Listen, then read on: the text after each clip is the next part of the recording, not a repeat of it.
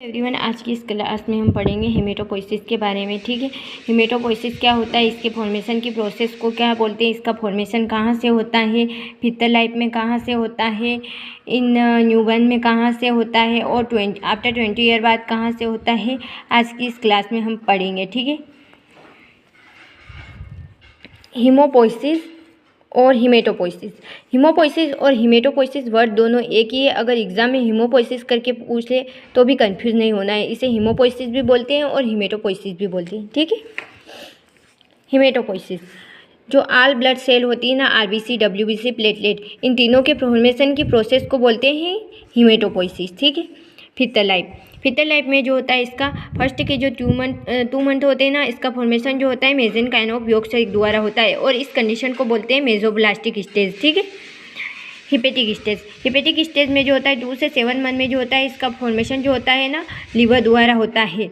इसे hepatic stage बोलते हैं। आप लीवर से हिपेटिक भी याद रख सकते हैं। ठीक है, माइलोइड स्टेज में जो लास्ट के जो 3 मंथ होते हैं ना, liver and red bone marrow द्वारा इसका फॉर्मेशन होता है। ठीक है, इन न्यूबॉर्न में जो होता है जो रेड बोन मेरो द्वारा होता है। ठीक, आफ्टर 20 ईयर बाद जो होता है, इसका फॉर्मेशन जो होता है स्टर्नम में, रिब्स में, स्कल में, वर्टिब्रा में, पेल्विक बोन में एंड लॉन्ग बोन में होता है। और रेड बोन जो होती है रिप्लेस हो जाती है इन एक्टिव येलो बोन मेरो में। ठीक है, 20 ईयर बाद। कब? आफ्टर 20 ईयर बाद, है ना। ठीक है, स्टेम सेल क्या होती है? तो स्टेम सेल जो होती है ये किसी भी टाइप की सेल का फॉर्मेशन कर सकती है।